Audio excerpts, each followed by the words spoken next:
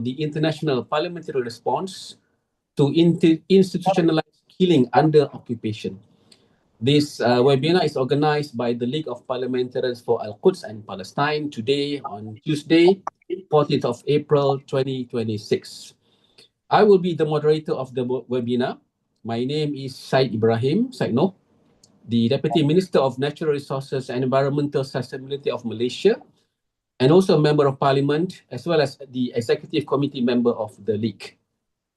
Ladies and gentlemen, to put the context and rationale of our discussion today, on March 30, the Israeli Knesset, or Parliament, passed a controversial and discriminatory bill expanding the use of death penalty against Palestinian prisoners. The legislation does not represent a mere internal legal measure. Rather, it constitutes an explicit declaration of a vindictive, punitive system targeting a specific category of people living under occupation on the basis of their national identity. This bill represents an unprecedented slide towards the legitimization of extrajudicial executions under international law.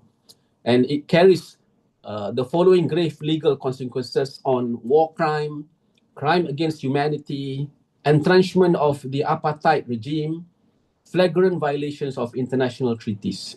And the timing of this approval, which coincided with the session of the Human Rights Council, sends a clear message of defiance to the international community and the global parliamentary system aimed at undermining the effectiveness of international law. I understand that the League of Parliamentarians for Al-Quds and Palestine has been following with profound concern and gravity of the bill and its consequences. The League held a symposium recently on the 4th of April, asking the question, is it not that the legislation executing Palestinian prisoners a legislation for murder or a full-fledged war crime? The symposium came out with a final statement affirming for urgent and immediate action to protect Palestinian prisoners from unjust law, to view the bill not in isolation of genocidal war, but part of a systemic targeting by Israel, and to call upon intervention and action by all parties. Following that, ladies and gentlemen, this webinar is now more than important to continue the conversation and send a clear message to stop legal precedent of legitimizing killing under the guise of racist legislation. So therefore, ladies and gentlemen, viewers, the League has put up a webinar schedule for about an hour, comprising of 3 renowned speakers with certain thematic axes. The 3 speakers are Her Excellency Dr. Naledi Pandor, Chairperson of Nelson Mandela Foundation and former Minister of International Relations and Cooperation of the Republic of South Africa; Dr. Anis Al-Qasim, renowned international legal scholar and expert on Palestinian affairs; and Senator Mushahid Hussain, former chairman of the Foreign Relations Committee in the Pakistani Senate and also the executive member of the League. This will be followed, inshallah, with recommendations and I presume closing statement by Dr. Muhammad Makram Balawi, Secretary General of the League. So please stay to the end to hear their views. But before we go to the renowned speakers, I have the honor to invite Mr. Sheikh Hamid bin Abdullah Al-Ahmar, President of the League of Parliamentarians for Al-Quds and Palestine, to deliver his opening keynote address. Please, sir. Thank you, dear Ibrahim, Said Ibrahim, and thank you all for joining us in this very important event. Distinguished guests, parliamentarians, legal experts, and advocates for justice, Your Excellency, the former minister, and everybody here, peace upon you all. Bismillahi wa salatu wa salam ala Rasulillah. We meet today under the shadow of a serious and dangerous escalation. As we heard from Brother Said Ibrahim, in the March 30th, the Israeli Knesset crossed a red line that the international community can no longer ignore. by passing the final reading of the Palestinian prisons execution law. The occupation has not only brought back the death penalty after more than 60 years, but has done so through a system that clearly shows apartheid in law. It is simply legislating death. This death, which they do it, practice it every day in the Palestinian land, in these 70 years or more than 70 years. The law is a war crime in legal form, in our opinion. It creates a discriminatory two-level legal system where the severity of the punishment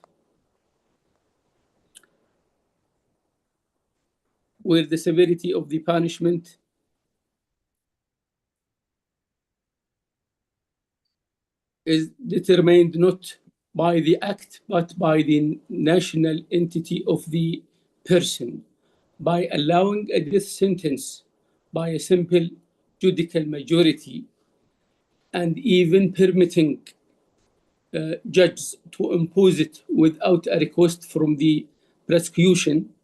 The occupation has stripped away the most basic judicial safeguards. This is a targeted tool for mass liquidation intended to provide legal cover for what is in reality state-sanctioned murder.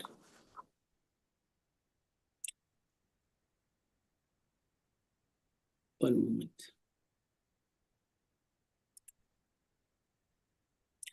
We cannot view this law in isolation.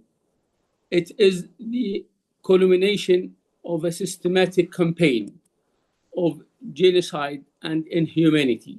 While we speak, the Palestinian prisoners are facing a slow death through a systematic torture and starvation, lack of medical assistance, and complete isolation from their families and legal counsel. This very sad situation for the prisoners are very well known to the whole world. The sadness in this point that we all observe and we didn't do what we should do. The death of dozens of prisoners under these tragic conditions is a stain on the consciousness of the world. This law is simply the final mechanism of legalize the what's already occurring behind prison walls. To my fellow parliamentarians around the world, international law, specifically the ICCPR and the Geneva Conventions, is not a suggestion. It is a binding obligation. The execution of prisoners under occupation following trials that lack essential judicial guarantees is a war crime. International silence is no longer an option. It was always no longer an option, but today we think it is really no longer as an option. Silence in the face of such systematic racism and state-sponsored killing is indirect complicity. We call upon the United Nations and all international parliaments to move beyond verbal condemnation and take immediate concrete action.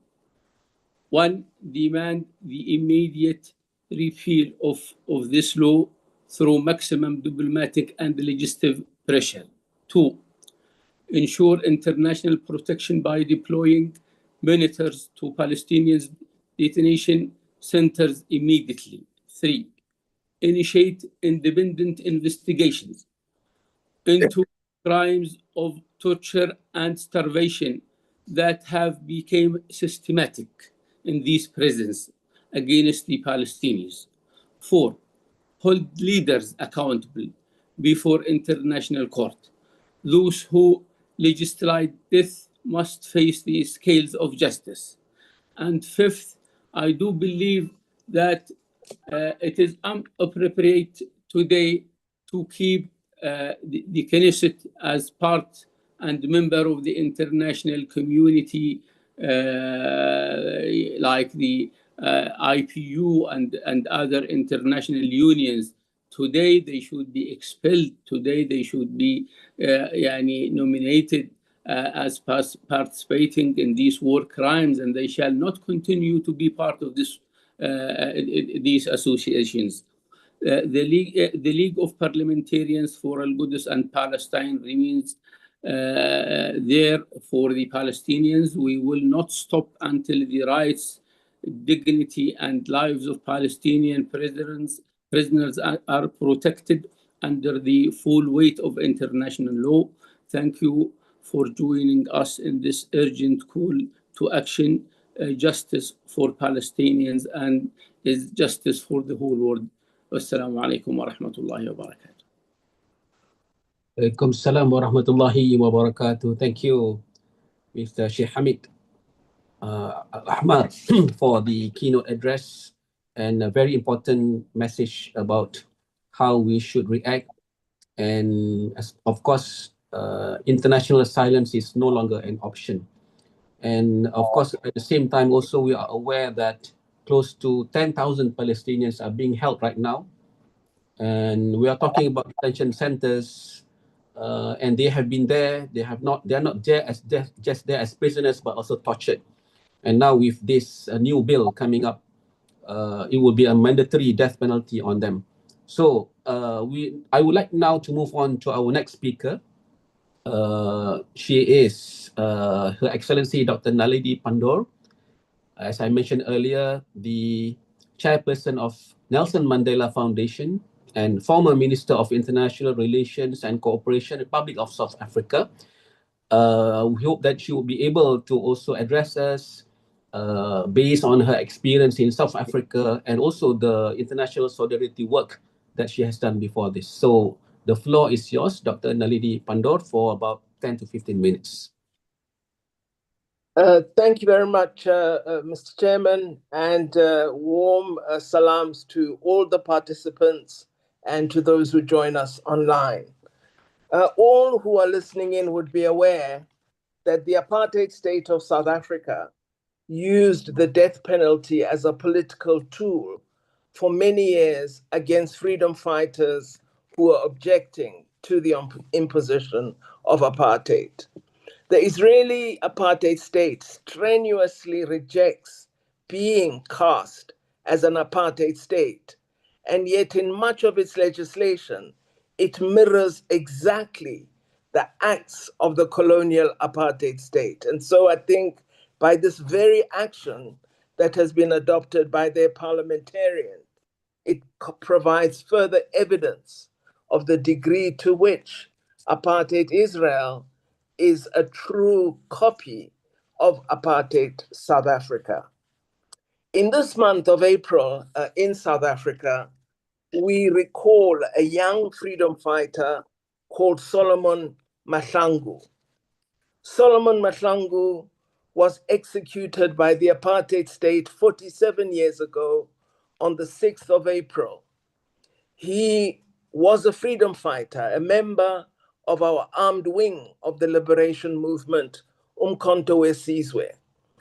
And this young man illustrated very clearly that struggle for freedom can overcome any form of repression.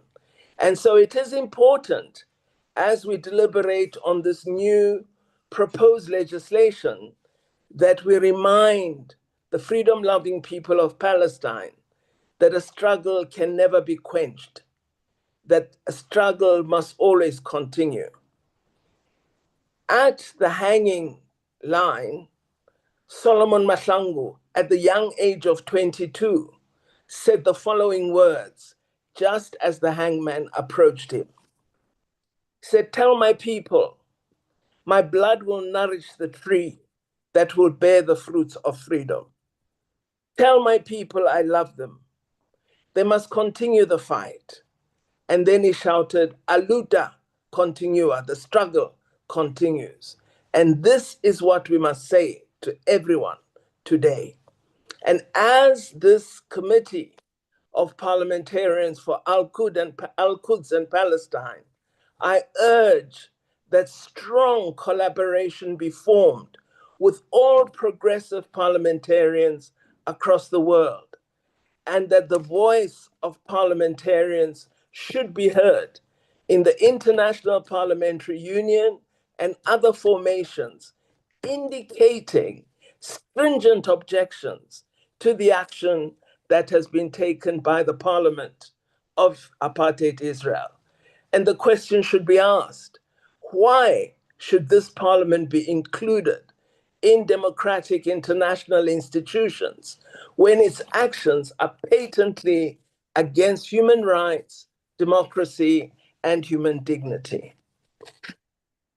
In uttering the words that he did, Solomon Mahlangu provided a signal that no repression, no matter how terrible, can crush the desire for freedom and justice. Nelson Mandela reiterated this view when he spoke at the closing of the Rivonia trial, following which he was sentenced to life in prison, knowing that his fate might be death or maybe a life sentence. He said, "I am prepared to die. I am prepared to die because what I'm fighting for is justice and freedom, something that every human being should enjoy." He was not afraid of death, but he knew that death was unjust, that death could never be a response to the desire for freedom.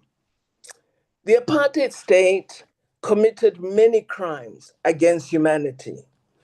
All of them were directed at freedom fighters. Freedom fighters were banished, freedom fighters were detained, fighters were tortured, they were sent to island prisons, they were killed in detention, and they were sentenced to hanging.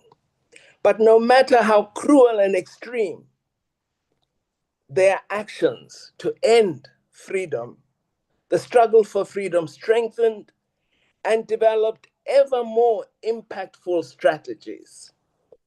I would urge that we have regard to the 4 pillars that the liberation movement in South Africa argued were essential to a struggle for freedom. The first was that there should be mass mobilization of the people, that the people must join the struggle and be on the streets.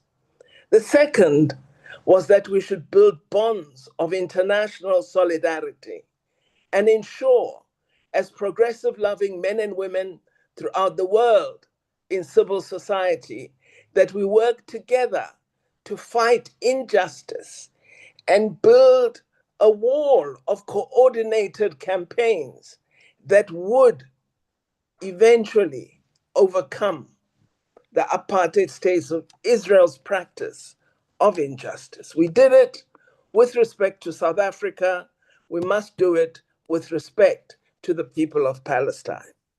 The third pillar was that we must have underground formations that support the struggle for freedom, and that these formations that work underground must be the ones that support mass mobilization, that provide communication on the struggle, that ensure that the struggle and its character are visible to the world and visible to the people who are suffering oppression.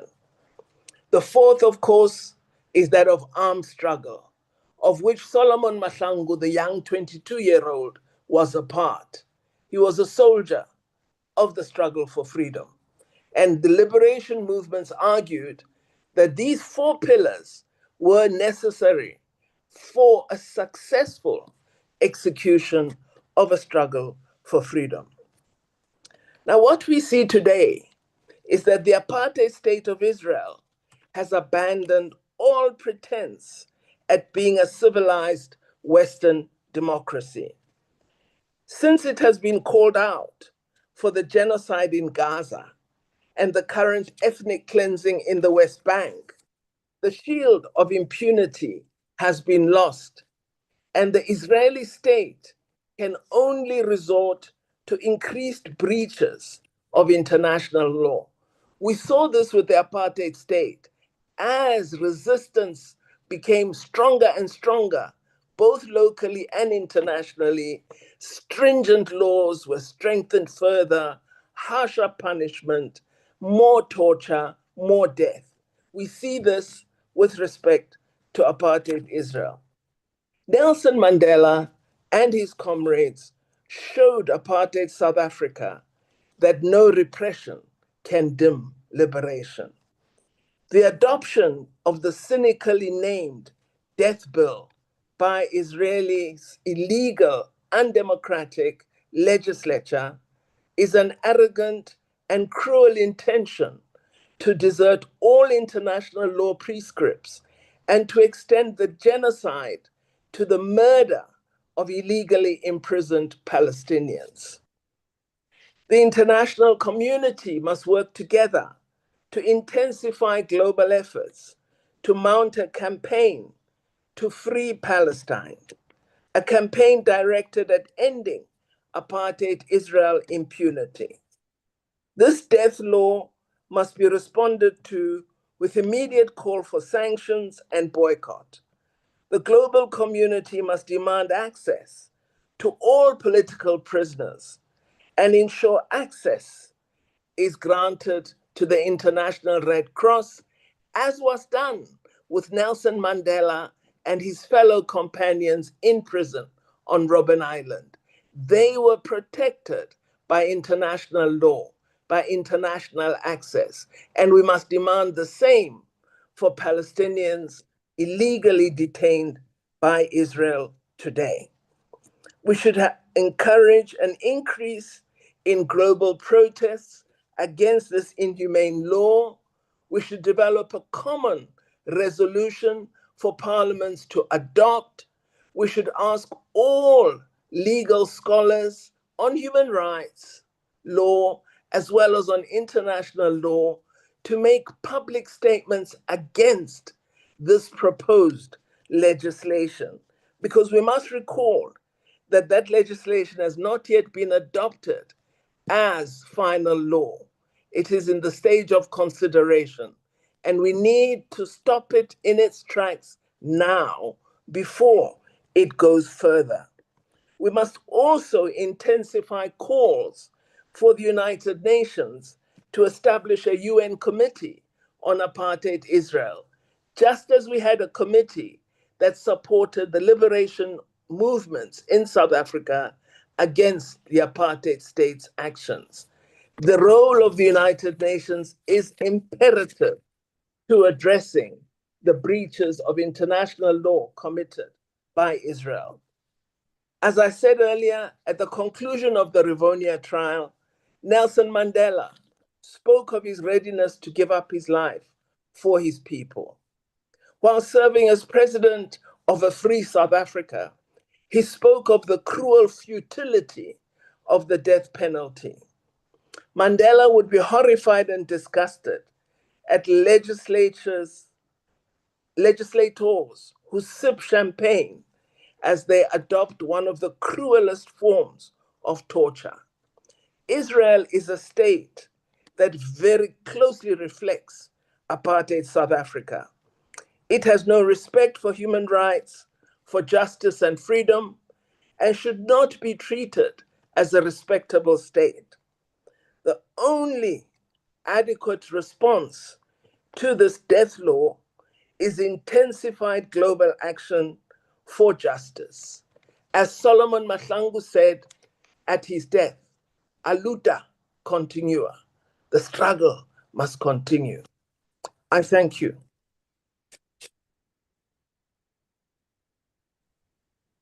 Thank you very much, Dr. Nalini. Strong opinions indeed, and it indicates how much effort and also experiences that have been shared from the experiences of South Africa, especially from freedom fighter Solomon Mahlangu, which I've had the benefit to Google a bit about his experiences, and I think this is a worthwhile story to ensure that we'll be able to strengthen ourselves and to solidify ourselves against the Israel apartheid regime.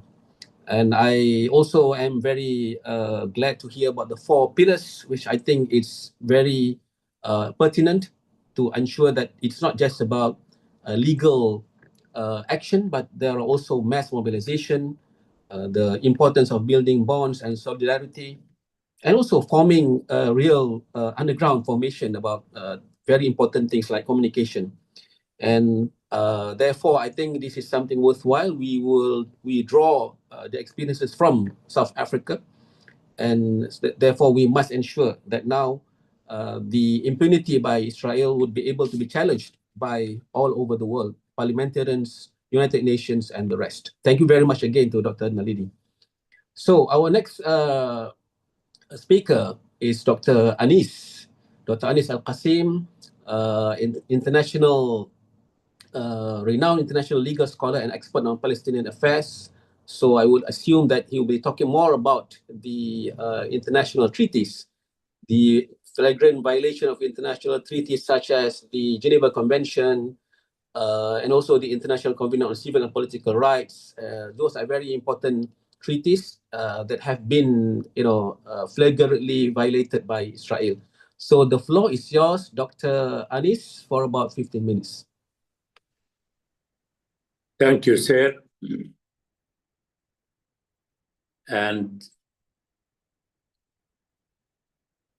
I would like to take this opportunity to thank South Africa in the person of Dr. Naledi for their courageous and daring step in launching the case against the apartheid Israel in their criminal act, the apartheid campaign that they are launching and still going on in Gaza and the West Bank. Salute to our brothers in South Africa. We are talking about this new law, which was passed on March 30th by a majority of 62 versus 48 with one abstention. Let me just highlight the main feature of this law before we enter the realm of international law. This law imposes 2 penalties of execution. The first one was against terrorists for committing terrorist actions against Israelis. The second one was amending the penal code of Israel to add a penalty of execution, death penalty, against anyone who committed a crime of death against an Israeli for the sake of, or not for the sake, but based on the ground of he was rejecting the right of Israel to exist. So there are 2.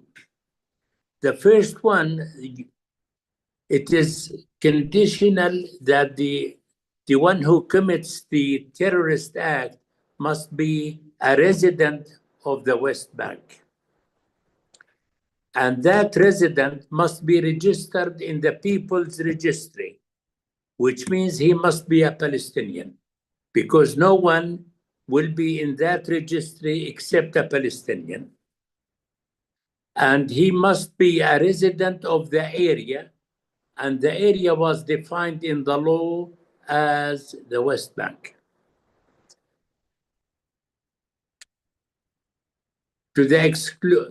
The law excludes any Israeli or resident of Israel who lives in the area. That means the penalty will be limited only to Palestinians, and this is really how the law is targeting only Palestinians and establishing a penalty of death only for Palestinians.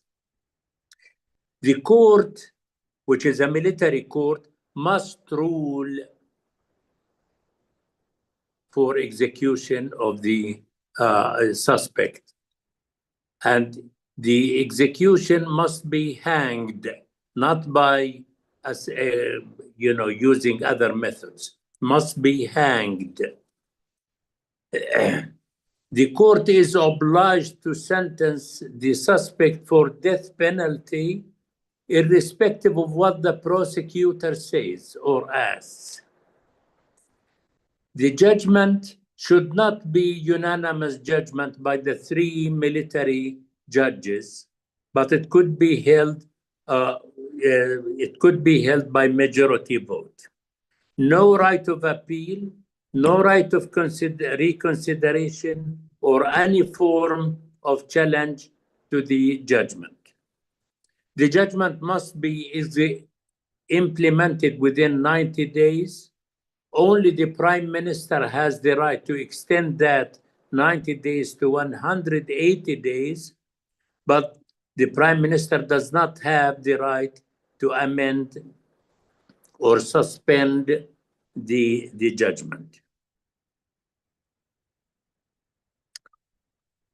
The reasons that the drafters of this law were talking about in submitting the bill was it is to deter the terrorists from committing acts of terrorism.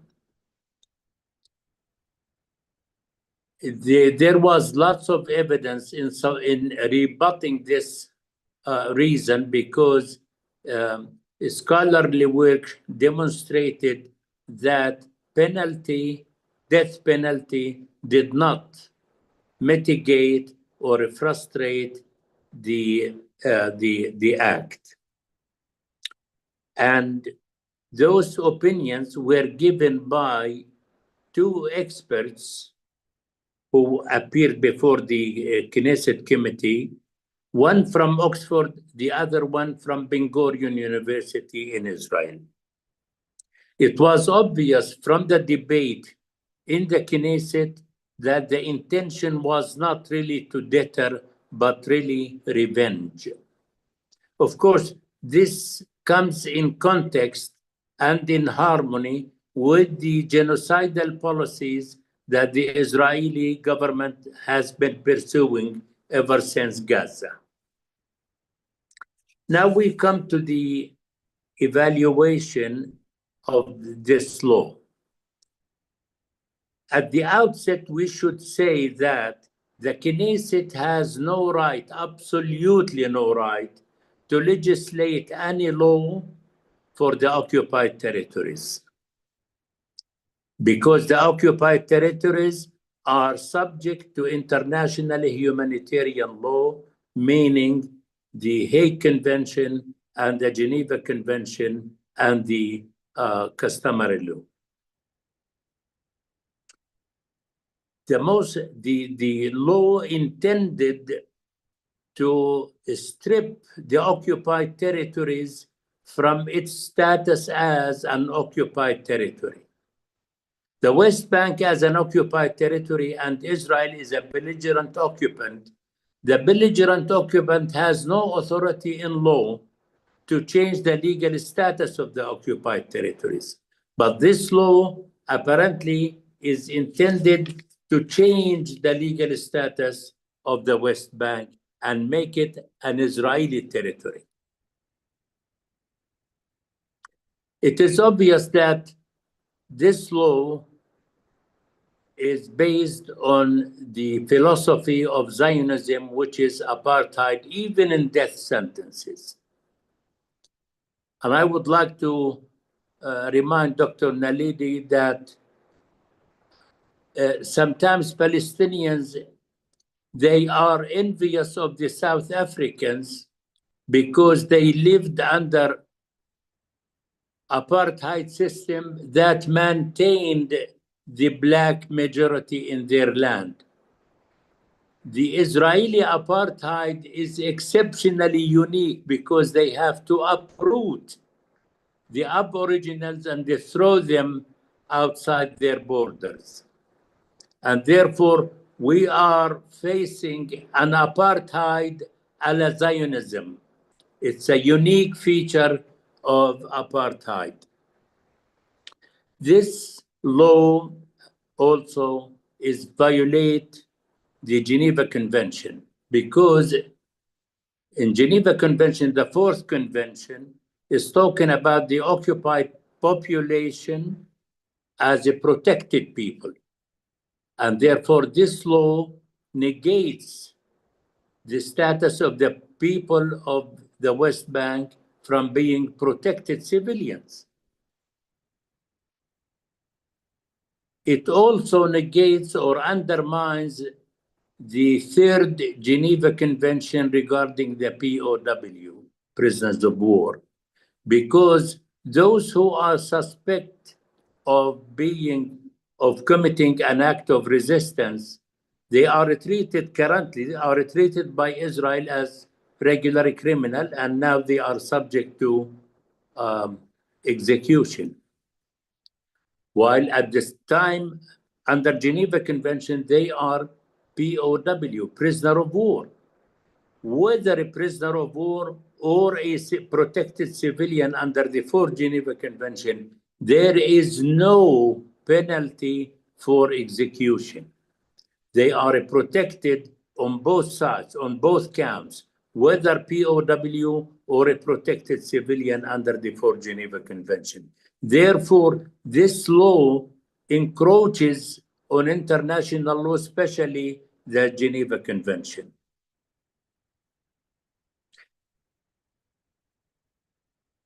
Number three, I think this law violates the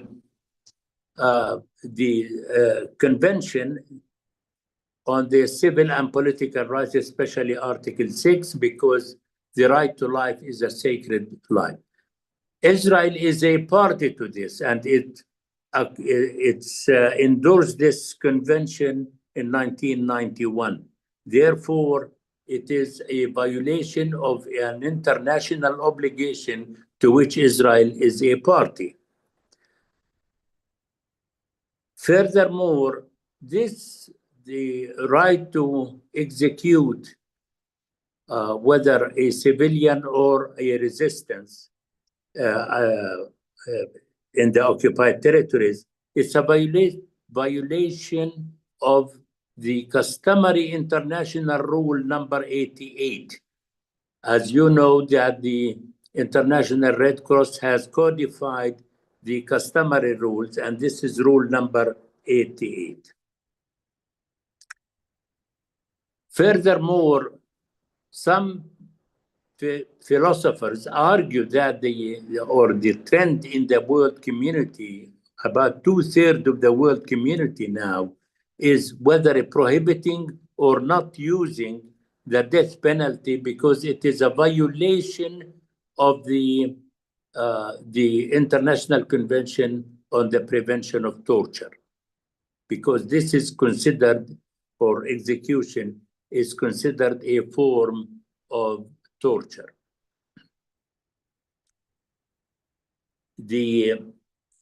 That is, in so many counts, we find out that this law is a violation of international law in many counts. In a nutshell, this law is, it was drafted with the idea of to legitimize assassination. This assassination, which we are witnessing regularly now by the Israeli decision makers, whether in Iran or in Lebanon or in Palestine, the assassination has become a state policy of an apartheid Israel.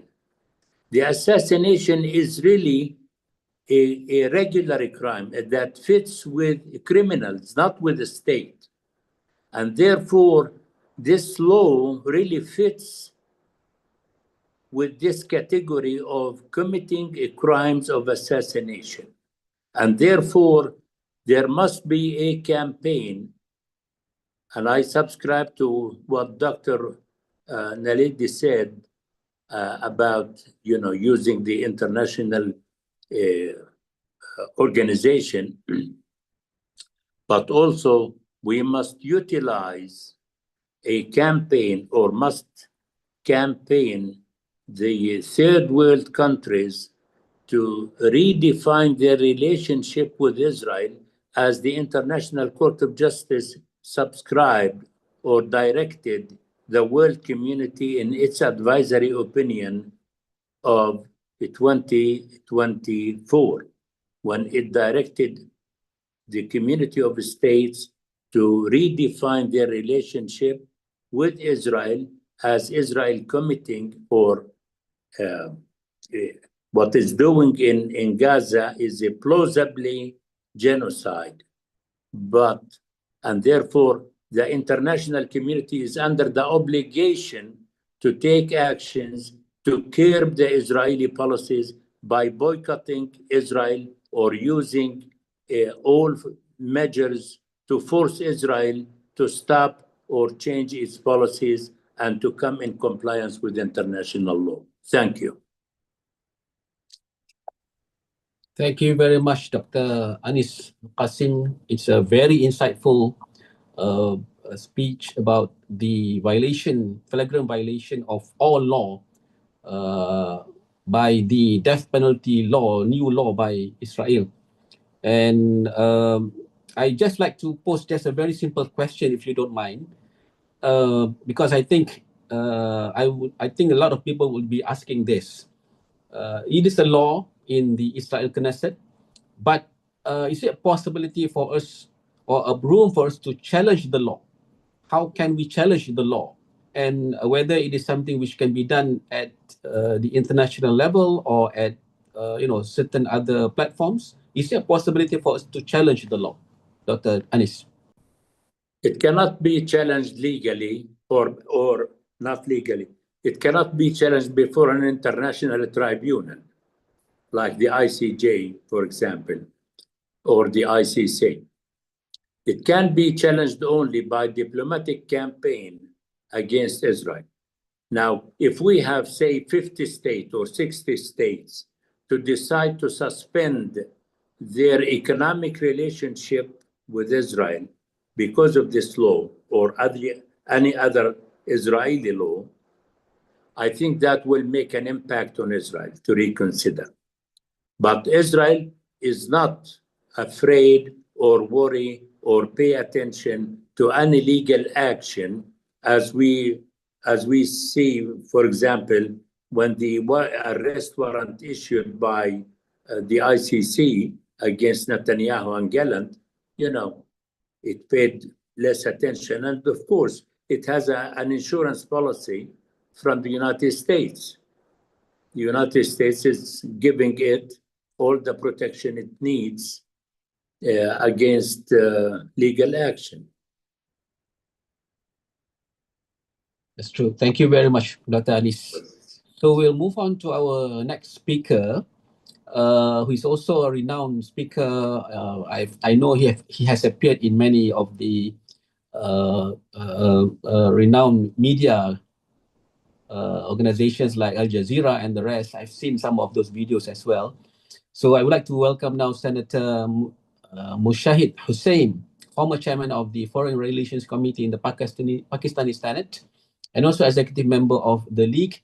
And I hope he will be able to address some of the important points and draw feedback and also experience from his, being a journalist, politician, writer, and so on. So the floor is yours, Brother Mushahid, for about maybe 10 to 15 minutes.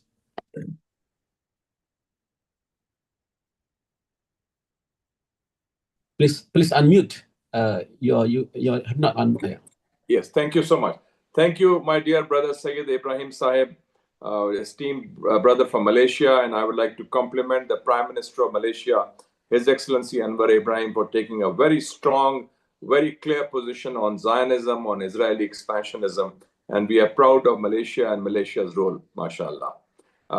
Your Excellency Sheikh Hamid, the speakers who have preceded me, Dr. Naledi from the great South Africa, and when President Mandela came to Pakistan in May 1999, I had the distinct honor, I was then Minister for Information and Culture, to be his minister in waiting. And I spent 4 days with him. He came with his daughter, Princess Zenani, and we spent time together. And he also gave me his autographed copy of Long Walk to Freedom personally. So South Africa is a role model for us, and you have been the first to take up the cudgels for Palestine in the international courts also. Thank you, Dr. Anis Al-Qasim, for a very learned and a very clear presentation on the legal and other aspects of this crimes against humanity being committed by Israel. My friends and comrades, I would like to give first the big picture, then the content of the Israeli crimes, and then perhaps what can be the way forward in the time that has been allocated for me. If we look at the big picture, I think that there are some very important but positive changes taking place for us as supporters of the Palestine cause. And I think this is very, very important. Number one, there is a sea change in global Western public opinion about Israel. And not just in Europe, in Canada, in Australia, but even now in the United States of America. Day before yesterday, on Sunday, there was this public opinion poll published in the United States, which for the first time ever said, since the creation of Israel, that 60% of Americans now oppose Israel, criticize Israel, and only 37% support Israel. 60% oppose, majority of Americans. And majority of Americans also feel that the war of aggression launched by Trump and Netanyahu against Iran is instigated by Israel. So this is the linkage of Israel with war and how the Israeli lobby influences American politics is now become an issue even in America. And I think that is a very positive development, which is very much there.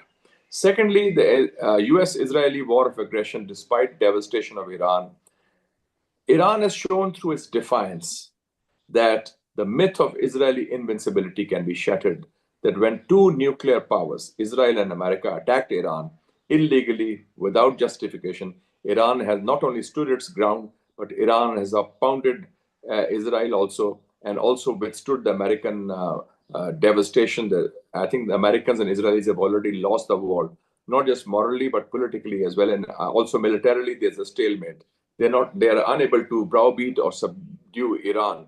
And I think this is a very good message for the Muslim masses and people in the global south, because there was a sense of defeatism, especially in the Arab world also, that, oh, we have to recognize Israel. There was a queue. And for that, I must also compliment the freedom fighters of Palestine in Gaza. Before the Al-Aqsa storm on 7th October 2023, they said, there's no other option but to recognize Israel. And many Muslim countries were doing that. And now I think it's very clear that Israel can be given a bloody nose and Israeli can be a head back. So that is a very good sign. And I would compliment my Iranian brethren, which is a neighbor of Pakistan, that the way they have stood their ground, I think they deserves full compliments. The third aspect, which I think I'd like to mention, is the report that has come out in the Middle East Eye. Middle East Eye is a very famous publication from London on the Middle East on 11th of April. And it is called Sexual Torture of Palestinian Prisoners by Israel. And this is a report of the Euro-Mediterranean Human Rights Monitor. It's on the issue of 11th of April.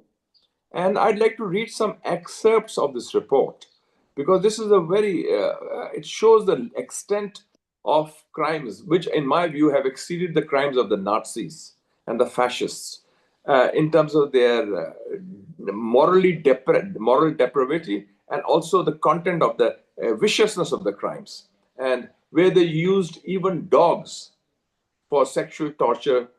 They used kidnapping Palestinian children and then raping them. And the report says, and this is a report by the Euro-Mediterranean Human Rights Monitor, and I quote, and it came on 11th of April in the Middle East Eye from London. The use of torture is a policy of the state, including all institutions of Israel, political, military, and judicial, as well as parliamentary. It also includes the deliberate use of multiple perpetrators and trained dogs as instruments of sexual violence. The result is not a single act of abuse, but an extended pattern of cruelty designed to destroy dignity, bodily integrity, and any sense of safety. These are acts that defy comprehension. Victims of the attacks are filmed, and often and these attacks, sexual attacks and other torture, is conducted in well-equipped institutional logistical settings intentionally designed to enable torture and sexual violence. The report said that this evidenced the institutionalized nature of the violence, which has no precedent in modern history. So I think that these are the gravity and the nature of the crimes. And the latest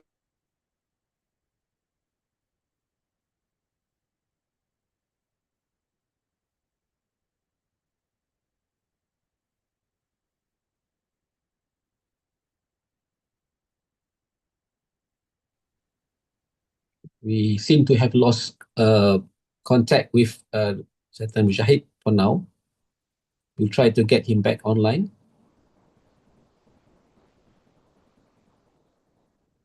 See how it goes. I think maybe a technical back office can actually, contact him again, please.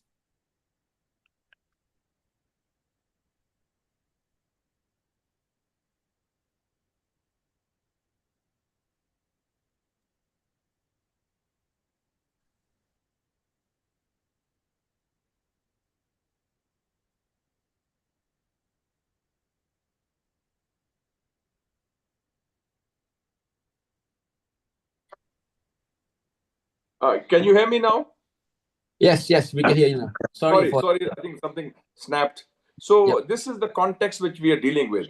So I would fully agree, due to the paucity of time, I would fully agree with what has been said by my esteemed colleagues, by Sheikh Hamid, by Dr. Nalandi, and Dr. Anis Al-Qasim and Razila Sayyid Ibrahim Sahib, that there is need for a mass mobilization campaign. And my suggestion would be twofold. Number one, the parliamentarians for Al-Quds should establish a special small task force led by Dr. Nalidi, where I volunteer my services and we rope in the brilliance of Sayyid Ibrahim Sahib and other people who are members of our committee, that they should plan this campaign, the outlines of which have already been listed by Dr. Nalidi in the specific points. That we follow the Mandela model, how South Africa did it. Because this is, now we're dealing with apartheid regime, racist regime, fascist regime. And then the mass mobilization has to be in an organized manner.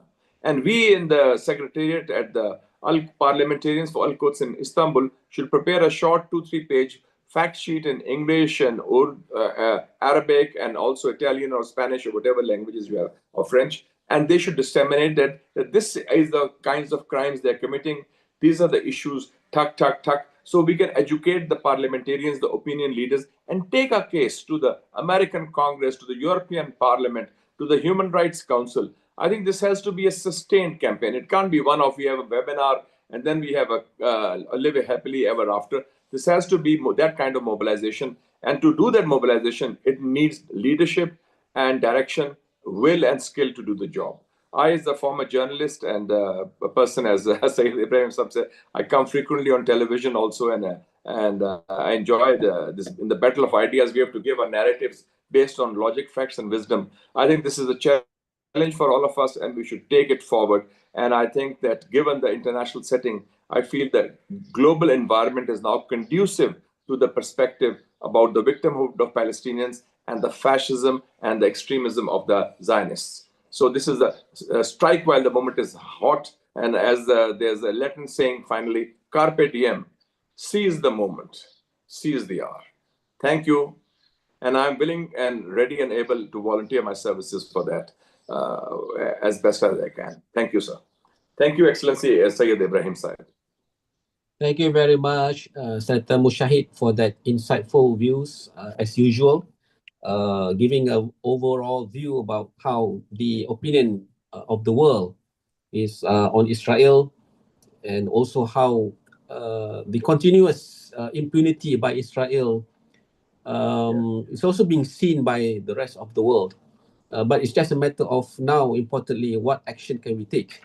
And I think to sum it up in a bit, the new legislation, as everybody has mentioned earlier, institutionalize the execution of Palestinians.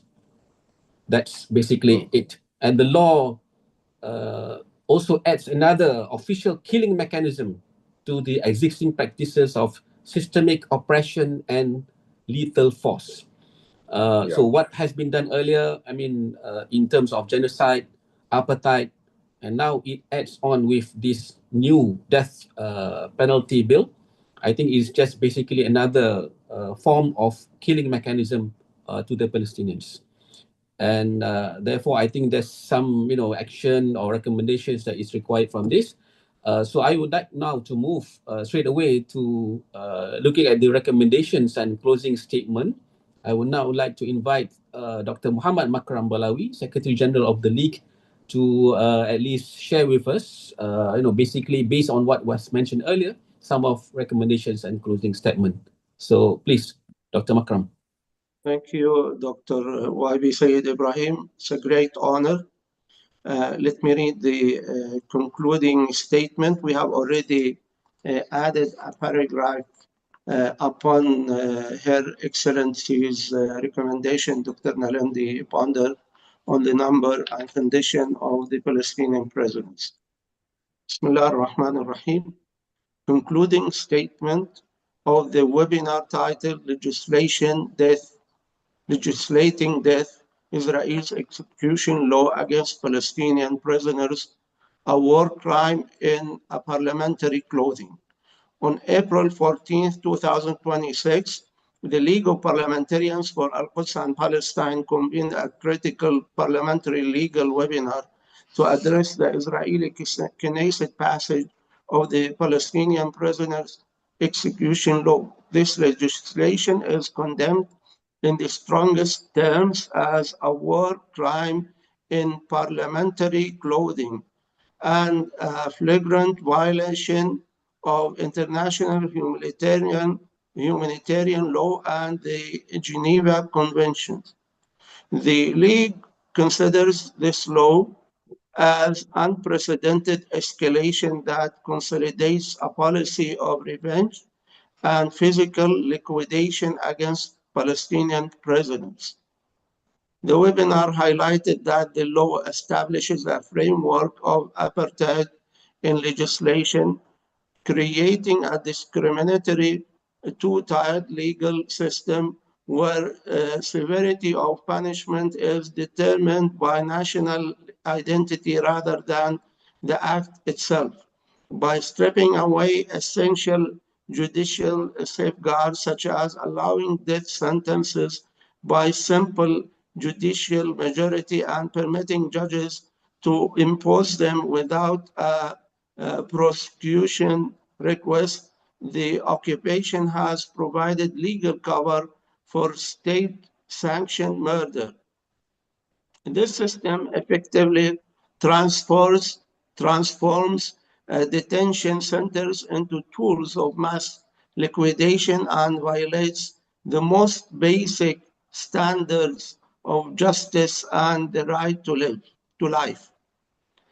The severity of the legislative escalation is magnified by the current scale of detention and the systematic mistreatment of those held by apartheid state.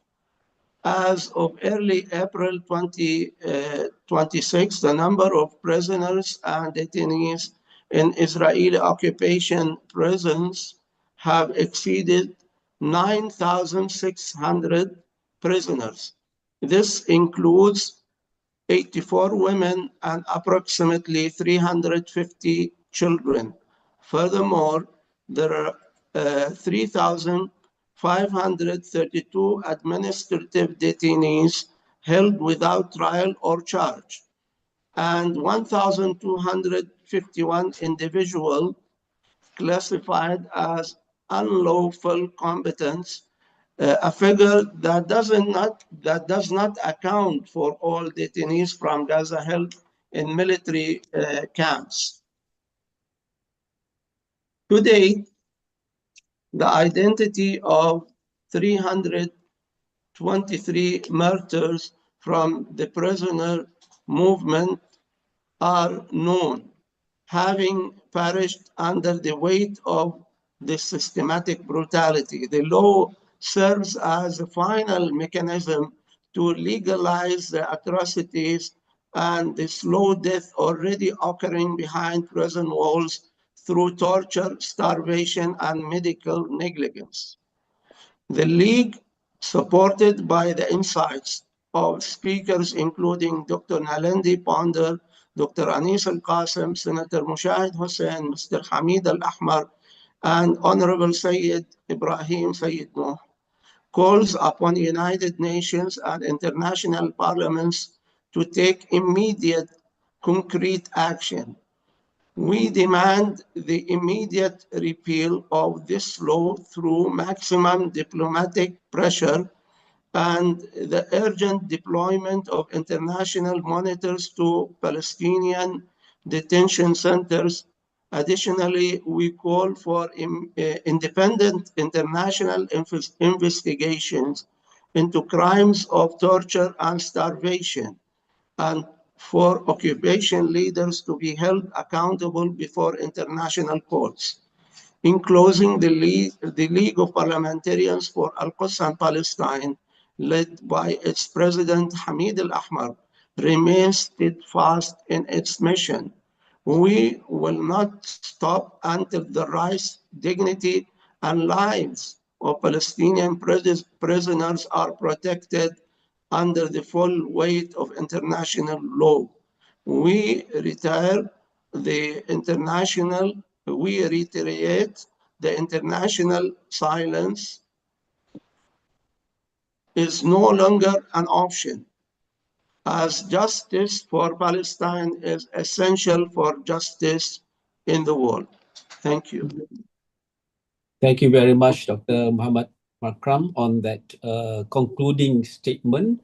I saw all thumbs up by all our panelists. I'm sure they are supporting this concluding statement, and it summarizes what was mentioned a lot by all the panelists as well.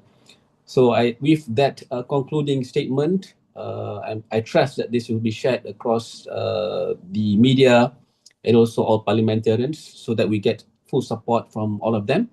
And that is basically the closing of our webinar for today on the legislating death Israelis execution law against Palestinian prisoners, a war crime in parliamentary clothing. And I think all webinar should not end with just concluding statement, of course. I do hope that we'll be able to also form practical committees or communication such that we will be able to take further action, and at the same time also assess and reassess our actions. Because if we fail to plan, then we are gonna also fail to also execute things. So I think again, I would like to say that at the end of this webinar, that is important for us to also remember that we stand at a decisive moment. Either we firmly oppose this dangerous drift, or we allow a legal precedent that legitimizes murder under a racist legislative cover. And that is very important, that all the work of freedom fighters, all the work of many people before us are testament of what we now need to follow. So with that, thank you again to all the panelists. Thank you again to Sheikh Hamid Al-Ahmar. Thank you again to Dr. Anis. Thank you again to Dr. Nalidi, to Sheikh Mushahid and Dr. Makram for a very insightful webinar. And we shall meet again in the future, inshallah. With that, thank you. Assalamualaikum warahmatullahi wabarakatuh. Thank you, Brother Sayyid Ibrahim. Thank you. Thank you, brother. Thank you all. the best. Thank you all.